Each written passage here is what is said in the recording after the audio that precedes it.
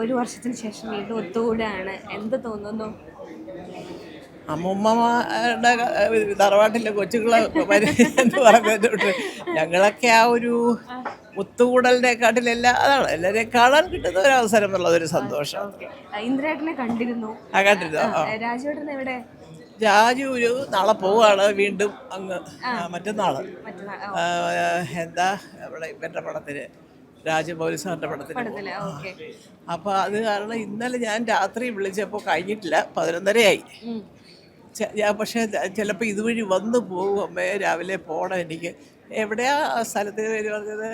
കുസാറ്റോ, അവിടെ അവിടെ ഉണ്ടെന്ന് പറഞ്ഞു. അപ്പം ഒരു കുറേ പരിചയമുള്ള മുഖങ്ങൾ, പുതിയ തലമുറ, പഴയ തലമുറ എല്ലാവരും ഇന്നിവിടെ ഉണ്ട്. കുറേ ആൾക്കാർ ഇപ്പം ഞങ്ങളൊക്കെ ആണെങ്കിലും ടി വിയിൽ കണ്ട ആൾക്കാരെ അല്ലെങ്കിൽ സിനിമയിൽ കണ്ട ആൾക്കാർ ഇവിടെയാണ് കാണുന്നത്. അപ്പോൾ അവരെ കാണുമ്പോൾ എന്തൊക്കെയാണ് ഓർമ്മ വരിക മനസ്സിലേക്ക്? പഴയ തലമുറക്കാർ ഇപ്പം കണ്ടാലും മറക്കാറില്ല. പുതിയ തലമുറക്കാർ ഇന്നലെ കണ്ടവർ ഇന്ന് കാണുന്നവരെ മറക്കുന്നവരും ഉണ്ട്. അതാണ് പഴയതും പുതിയതും തമ്മിലുള്ള അതിൻ്റെ അല്ല. പുതിയ തലമുറ എന്ന് പറയുമ്പോൾ ഞങ്ങളുമായിട്ടൊന്നും അവരധികം അങ്ങനെ സഹകരിച്ചിട്ടില്ല.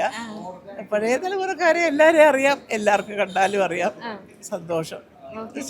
ഇങ്ങനെ ഓപ്പൺ ആയിട്ട് സംസാരിക്കുമ്പോൾ അടുത്ത ന്യൂസ് വരും, ഇങ്ങനെ പറഞ്ഞു എന്ന് പറഞ്ഞിട്ട്. എങ്ങനെ പറഞ്ഞു? ഇപ്പൊ എന്താ പറഞ്ഞ കേട്ടെ? പുതിയ തലമുറയിലുള്ള ആൾക്കാർ അല്ല, അതാണ് അതിന്റെ കാര്യം ഞാൻ പറഞ്ഞത്. പുതിയ തലമുറ ഇപ്പൊ ഇത് തുടങ്ങിയിട്ട്, അമ്മ തുടങ്ങിയിട്ട് 31 വർഷമായി. അതിനുശേഷം ജനിച്ചവരാണ് ഈ പുതിയ തലമുറയിലുള്ള മിക്കവരും. അവരുടെയൊക്കെ അഭിനയം തുടങ്ങിയപ്പോൾ ഞങ്ങളൊക്കെ അഭിനയം മതിയാക്കി വീട്ടിൽ ഇരിക്കാൻ തുടങ്ങി. ഇപ്പം തന്നെ ഞാൻ തന്നെ അയ്യോ ഇതിനകത്ത് ഇപ്പോൾ നമ്പർ ഓഫ് സീൻസ് എല്ലാം ഇങ്ങനെയാണ്, നമ്മൾ ശ്രദ്ധിക്കപ്പെടും എന്നൊക്കെ കാണുന്ന കഥാപാത്രങ്ങൾ ചെയ്യാനാണ് താല്പര്യം. ഞാൻ അങ്ങനെ ഓടി കണ്ടിട്ടുണ്ടോ? അവിടെ അങ്ങനെ ഇല്ല. അങ്ങനെ ഒരു വലിയൊരു സോഷ്യൽ വിസിറ്റ് പോകുന്ന ആളല്ല. ഒരുപാട് അവിടെ ഇവിടെയൊക്കെ പോയി നടന്ന് എങ്ങനെയെങ്കിലും ഒരു വേഷം ചെയ്ത് 2 പയ്യ അതൊക്കെ ഒരുപാട് നമ്മൾ ചെയ്തിട്ടുണ്ട്. സംസ്ഥാന അവാർഡ് വരെ കിട്ടി. ആ ലെവലിലൊക്കെ ഞങ്ങളൊക്കെ വളരെ ഉള്ളൂ ഞങ്ങൾക്കറിയാം. പിന്നെ അതിനപ്പുറത്തോട്ട് വലിയ അതിമോഹങ്ങളൊന്നും ഇല്ല. ഇപ്പം സന്തോഷമായിട്ടും സുഖമായിട്ടും ഒക്കെ പോകുന്നു. മക്കളൊക്കെ സുഖമായിട്ടിരിക്കുന്നു. തീർച്ചയായിട്ടും തീർച്ചയായിട്ടും. ഞാൻ സിനിമ കണ്ടിരുന്നു, വ്യസനസമേതം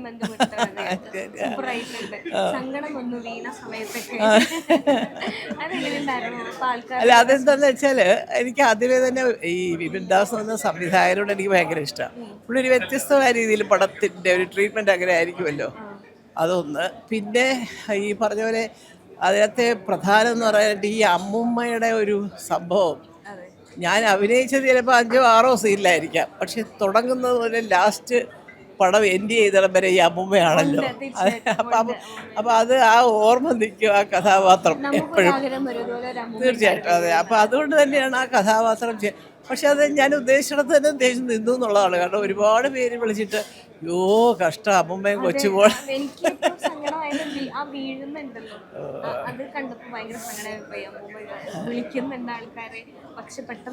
ആരും എത്തുന്നുമില്ല. മൈജി വീട്ടിലൊരു വാഷിംഗ് മെഷീൻ എന്ന പദ്ധതിയുമായി മുന്നിട്ടിറങ്ങിയിരിക്കുന്നു. ഈ പദ്ധതി പ്രയോജനപ്പെടുത്താൻ അടുത്തുള്ള മൈജി ഫ്യൂച്ചർ സ്റ്റോറിലെത്തും. MyG future, experience the next. പൂവ് പോലൊരു പുട്ടുണ്ടേ അജ്മിയുടെ പുട്ടും. വിളമ്പാം നല്ല വിശേഷം. അജ്മി സ്റ്റീം മെയ്ഡ് പുട്ടുപൊടി.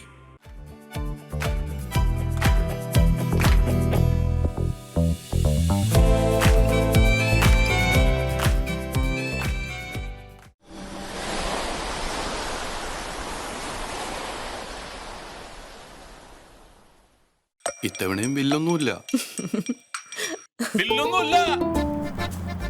ഒരു കാര്യം ഞാൻ പറഞ്ഞേക്കാം, അടുത്ത മാസം നമുക്കും വേണം സോൾ സ്റ്റെല്ലറിന്റെ solar. Sol Stellar private limited.